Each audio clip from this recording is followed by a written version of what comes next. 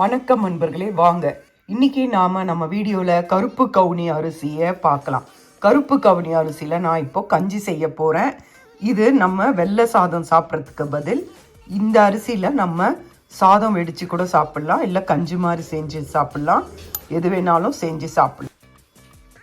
இது நாம் சாதம் எதுக்கெலாம் அரிசி இதில் உப்புமா கூட பண்ணி சாப்பிட்லாம், கஞ்சி சாப்பிட்லாம், ரொம்ப நல்லாயிருக்கும். இன்றைக்கி நான் கஞ்சி தான் செய்ய போகிறேன்.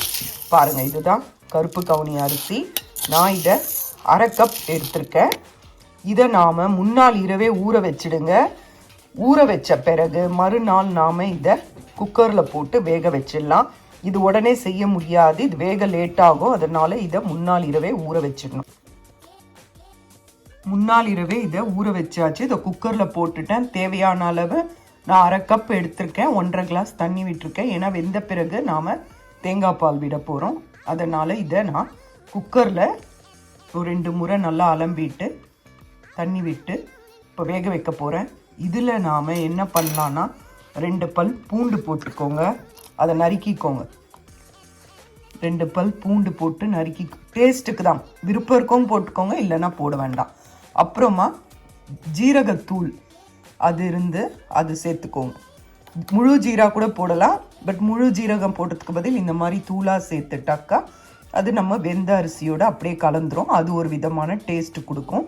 இப்போ இதை 3 விசில் இல்லை 4 விசில் வர வரைக்கும் நாம் இதை குக்கரில் வச்சு எடுத்துடலாம். இப்போ பாருங்கள், இது குக்கரில் வச்சேன், 4 விசில் வச்சேன். பாருங்கள், வெந்துடுச்சு. பூண்டெல்லாமே கூட பாருங்கள் நல்லா குழஞ்சிடுச்சு பாருங்கள்.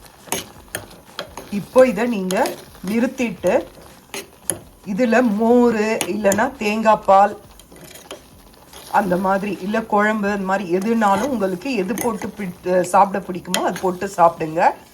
இதை நான் ஆறின பிறகு மத்தில் கடைஞ்சிடுவேன். கடைஞ்ச பிறகு நான் இன்னைக்கு மோர் விட்டு தான் சாப்பிட போகிறேன். அதனால் இது ரொம்ப பாருங்கள் அரிசியாக இருக்கும். இது கொஞ்சம் நல்லா கடைஞ்சானா இன்னும் நல்லாயிருக்கும் சாப்பிட. இது நல்லா ஆறின பிறகு நான் உங்களுக்கு கடைஞ்சிட்டு காட்டுறேன். பாருங்கள், நல்லா ஆறிடுச்சு.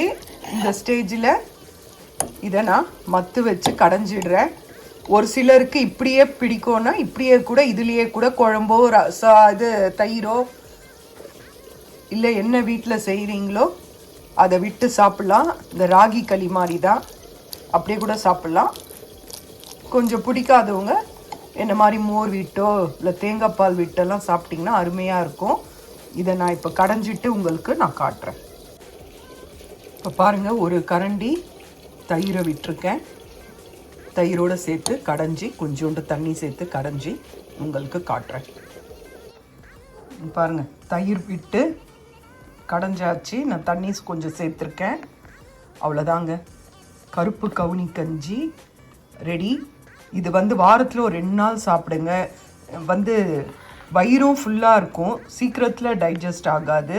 நல்லா இது மாதிரி செஞ்சு சாப்பிட்டிங்கன்னா ரொம்ப சீக்கிரம் பசி எடுக்காது. இது உடம்புக்கும் நல்லது. சுகர் இருக்கிறவங்க அந்த மாதிரி எல்லாருமே நார்மலாக சாப்பிட்லாம். இது ரொம்ப உடம்புக்கு நல்லது. இது செஞ்சு பாருங்கள். செஞ்சு பார்த்து டேஸ்ட்டு ரொம்ப நல்லா இருக்குங்க. நம்ம புட்டெல்லாம் சாப்பிடுவோம் பாருங்கள், அந்த அளவுக்கு டேஸ்ட்டாக இருக்கும். செஞ்சு பார்த்துட்டு உங்களுக்கு பிடிச்சிருந்தா லைக் பண்ணுங்க. இதை பாருங்கள், அப்படியே ஸ்பூன் எடுத்து குடிக்கலாம், இல்லை கிளாஸில் விட்டு குடிக்கலாம். நல்லா இருக்குங்க. செஞ்சு பாருங்கள்.